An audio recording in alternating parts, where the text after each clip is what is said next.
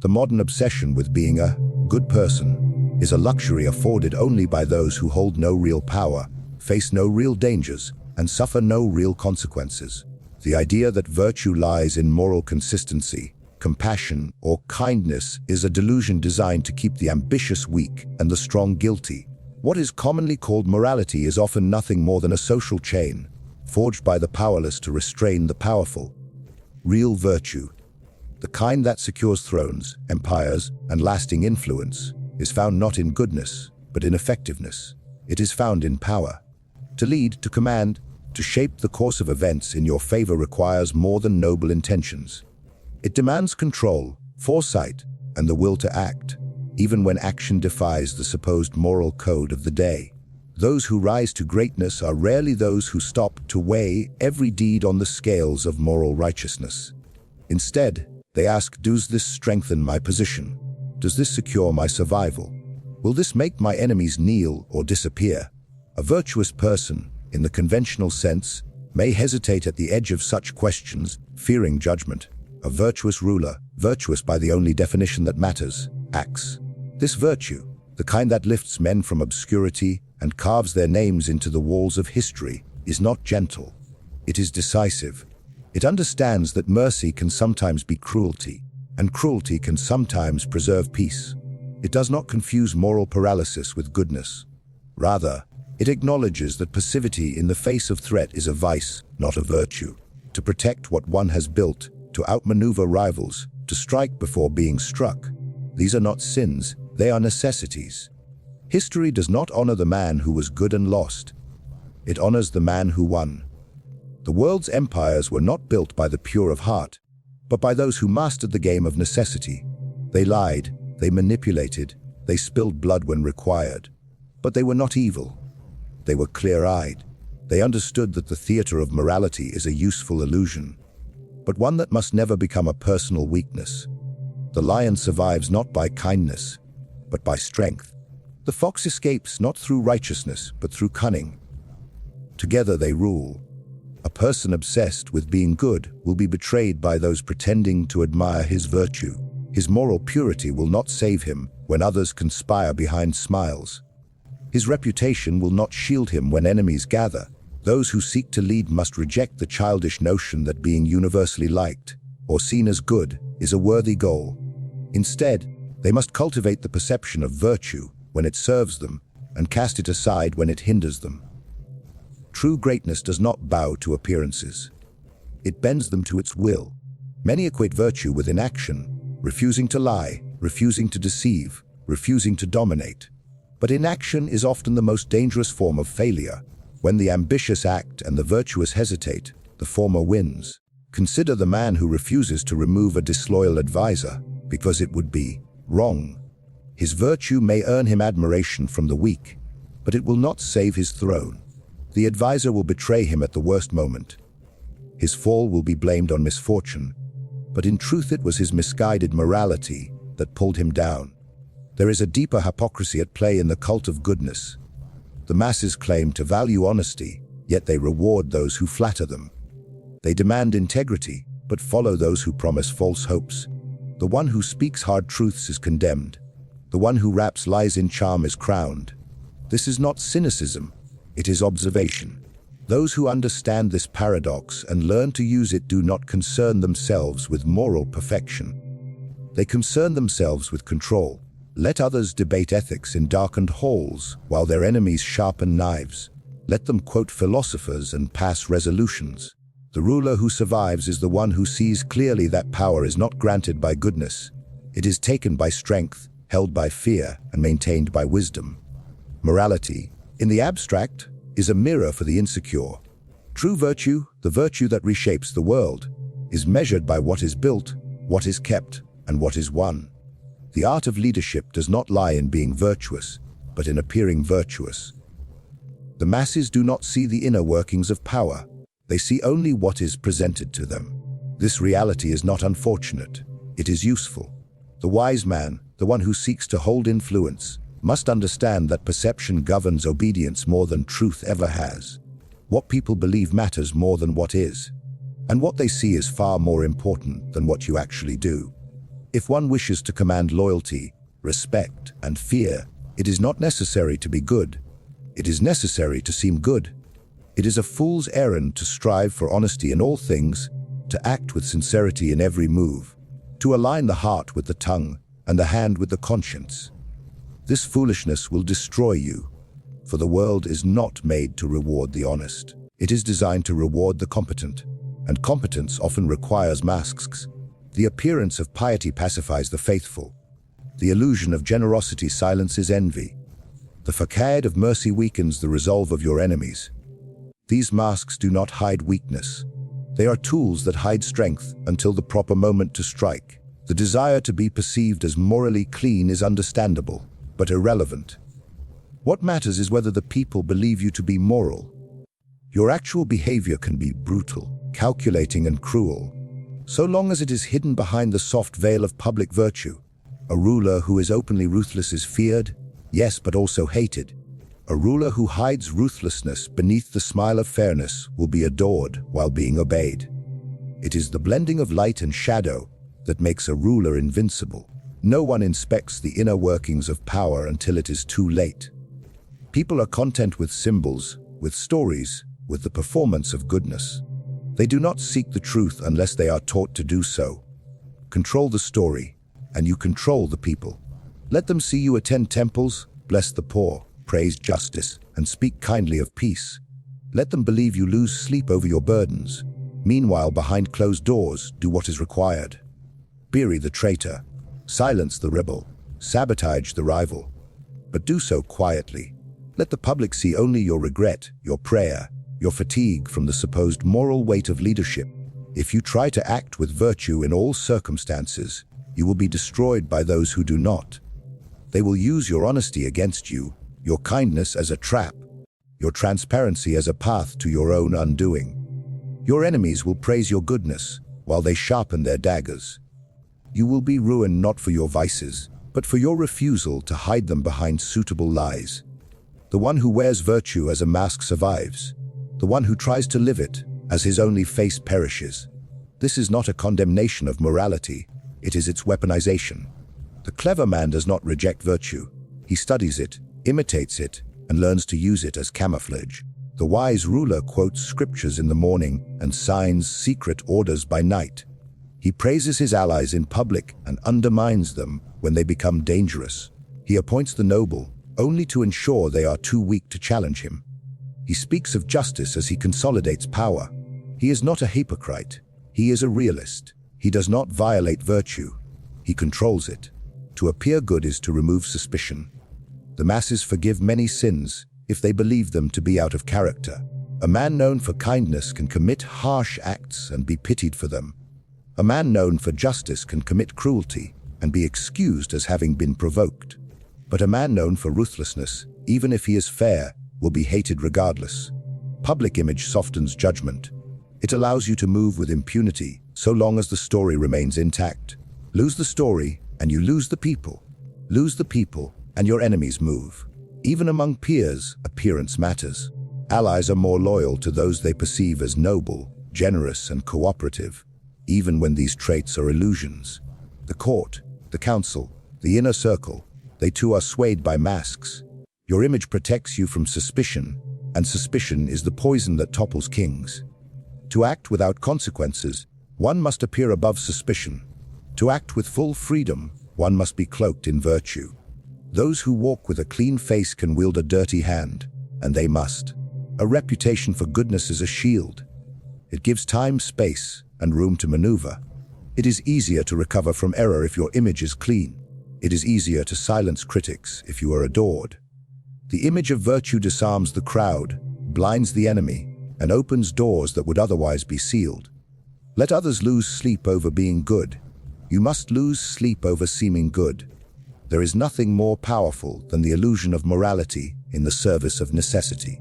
To rule men, one must first understand them, not as they wish to be, nor as they pretend to be, but as they are.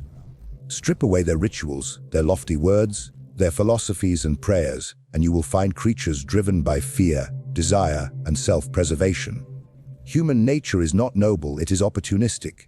It is not loyal, it is transactional. The ruler who forgets this will be caught unprepared when those he trusted turn against him. The one who sees through their smiles and their praise will never be surprised when their favor evaporates. Men love to speak of principles, but when hunger strikes, when danger comes, when fortunes shift, these principles vanish. The one who relied on their loyalty will be betrayed. The one who relied on their need will be obeyed. People serve those who serve their interests. Today they cheer you because your victory secures their comfort. Tomorrow, if fortune turns, they will join your enemies without hesitation and justify it as survival. Such is their nature. It is not evil, it is consistent, and the ruler must never forget it. Do not waste time searching for loyal hearts. Create loyal circumstances. If people benefit from your power, they will protect it. If they fear your wrath more than they resent your rule, they will defend you. If they see no better option, they will praise you. But this is not love, it is calculation. Their loyalty ends where their benefit ends. Their admiration lives only as long as your power does. And once they believe you are weak, they will devour you with the same mouth that once flattered you.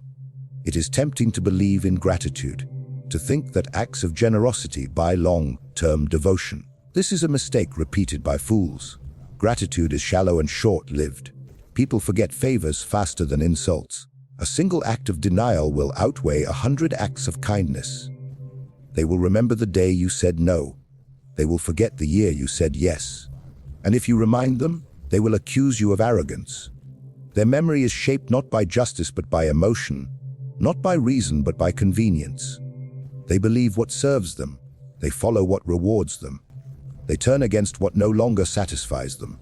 Because of this, the wise ruler does not try to win love. He wins fear when necessary, trust where it can be manufactured, and dependency wherever possible. He does not seek genuine affection, only predictable behavior.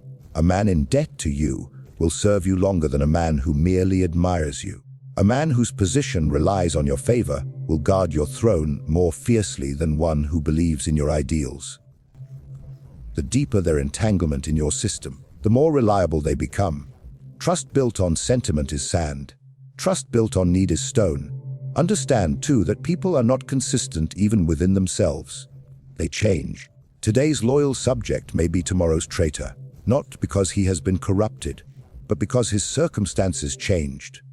A better offer, a new fear, a sudden ambition. These can transform an ally into an enemy without warning. Their outward form may remain unchanged, but their intent shifts like wind. This is why a ruler must remain vigilant, not against enemies only, but against friends. The smiling man who stands closest to you is the one best positioned to strike. And if the day ever comes when betrayal suits him, he will act, not because he is evil, but because he is human. Even the masses, with all their noise and allegiance, are no different. They follow strength, they love victory. They gather behind the flag that flies highest. Feed them and they sing your praises. Starve them and they curse your name. It does not matter what caused their suffering, they will blame the nearest face of authority. The crowd is emotional, impatient, and blind to complexity. They want peace but cheer for war. They demand justice but thirst for spectacle. They are easily deceived and quickly bored. To rule them is not to educate them. It is to manage their instincts. The ruler who survives is the one who plans not according to what men say they value, but what they truly pursue: advantage, safety, comfort, and hope. These are the currencies of loyalty. They are fickle, yes, but they are measurable. Do not build your rule upon ideals. Build it upon understanding. Study their wants more than their words. Observe their reactions more than their speeches. Promise what they crave and deliver just enough to bind them. Make yourself the source of their livelihood, their pride, and their security. Then you will have loyalty, not from their hearts, but from their nature. A ruler must choose between being loved and being feared, for both rarely coexist. If both can be achieved, it is ideal. But if only one is possible, fear is the safer foundation. Love is a gift, freely given and easily withdrawn. Fear is a tool, placed deliberately in the hands of the wise. It binds men more tightly, compels more immediate obedience, and discourages betrayal with greater certainty. Love is fickle and melts in the heat of hardship. Fear endures, even in silence. Those who love you may abandon you for a better offer. Those who fear you will think twice before disobeying. People speak as if love is the highest bond, but they misunderstand the nature of power. Love makes men believe they have the right to judge you. Fear reminds them that judgment has consequences. A ruler who is loved will be scrutinized, criticized, and second-guessed. His people will expect him to please them, to serve their whims, to ask for their approval. But a ruler who is feared commands in silence. His authority is not questioned because the cost of defiance is understood. Fear does not require explanation. It governs through instinct. To inspire love requires constant maintenance. It demands generosity, forgiveness, flattery, and an endless stream of appeasement. But generosity breeds entitlement. Forgiveness invites offense. Flattery is quickly expected. Appeasement makes you weak. Love, once given, must be fed like a fire or it fades. It is subject to emotion, gossip, and shifting loyalty. The moment you fail to satisfy those who love you, their devotion evaporates. They will feel betrayed not because you harmed them, but because you cease to please them. And in their bitterness, they become dangerous. Fear, on the other hand, requires no praise, no gifts, no affection. It only requires consistency.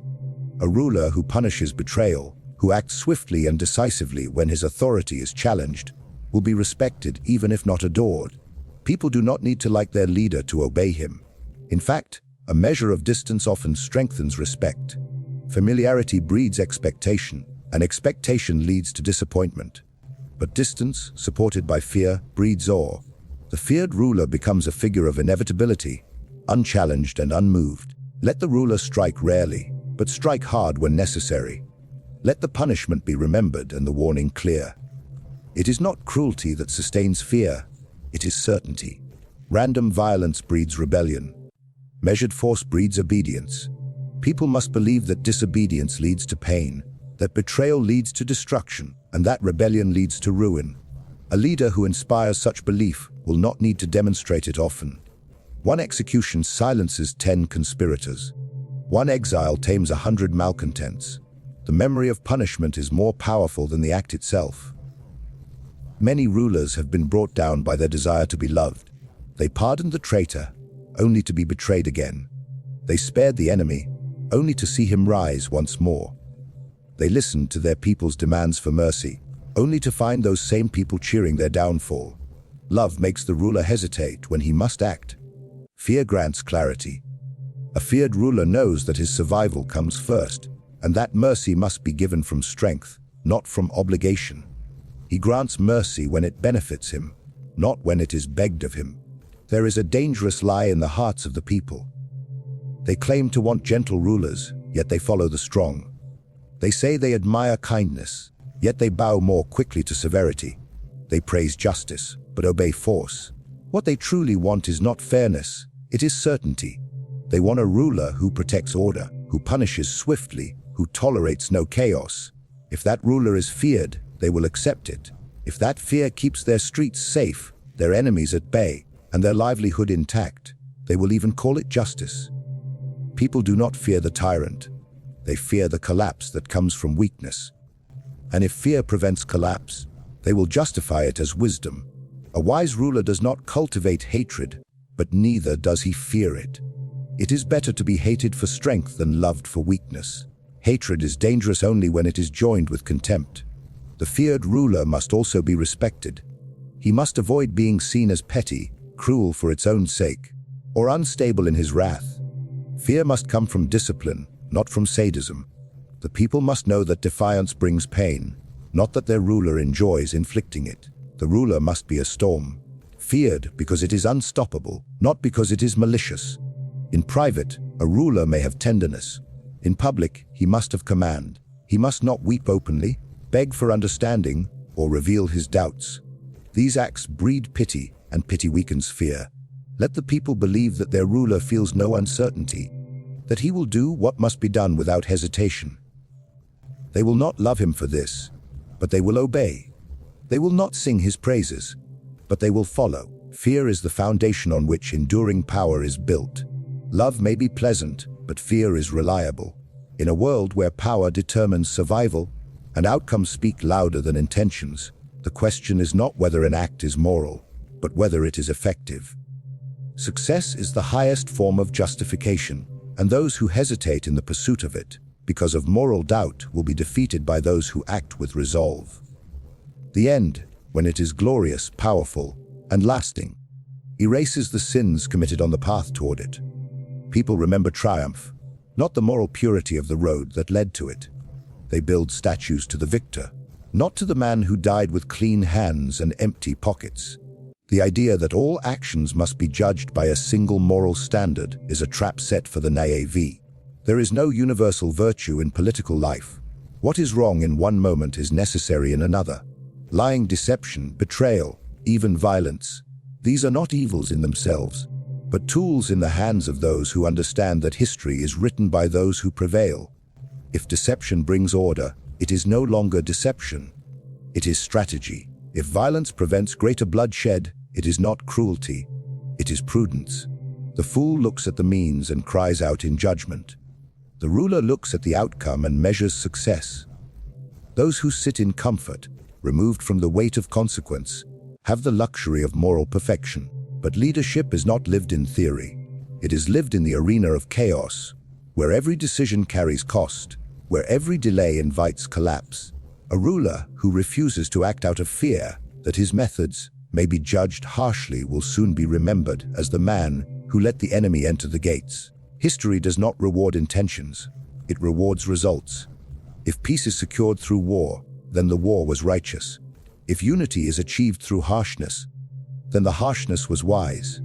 The people do not weep for the enemies you destroy when their streets are safe and their bellies full. Even the people, though they speak of morality, crave results.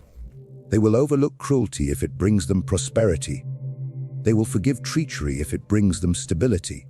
The truth is that the masses do not concern themselves with how power is acquired or maintained. They only ask if it serves them. Their memory is short, their standards flexible. Once a leader delivers them safety, bread, and order, they will excuse nearly anything that came before.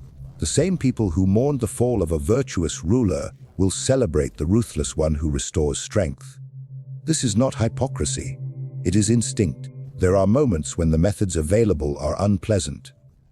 But what is preferable, to let a state collapse for the sake of moral clarity, or to act decisively, even if harshly, to preserve it?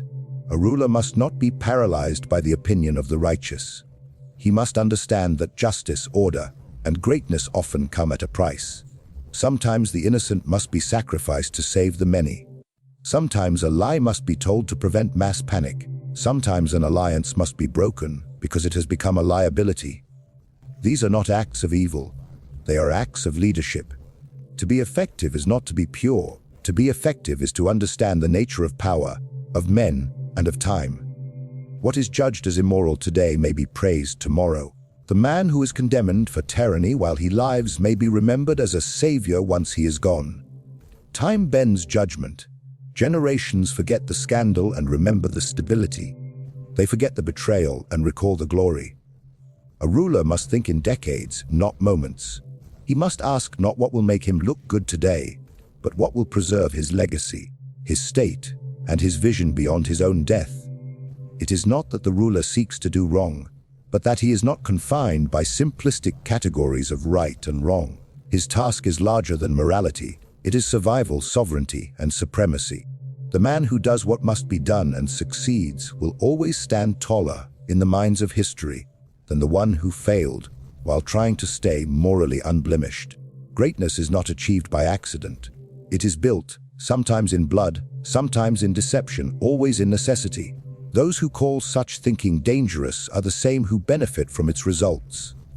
They sleep peacefully in the order it created. They speak freely in the stability it secured. They complain about the price, even as they feast at the table that price has set. They did not suffer the burden of the decision. The ruler did. That burden is the weight of power, and it is not meant to be light. It is meant to be carried by those who have the will to see that the end, if truly great, demands whatever means it requires. In the pursuit of power, stability, and enduring leadership, It is not goodness that secures a ruler's place. It is mastery over reality, human nature, and perception. To be obsessed with appearing good without the resolve to act decisively is to invite ruin. The successful ruler understands that virtue, when unaccompanied by strength, becomes a vulnerability. True authority is built not on the illusions of morality, but on the clarity of necessity. One must be prepared to act ruthlessly, deceive when required, and inspire fear where loyalty falters. History does not celebrate the kind-hearted who failed, it remembers the pragmatic who endured. A principality is not preserved through idealism. It is held together by discipline, cunning, and the unwavering understanding that the end, when it brings glory and order, justifies every means it demanded.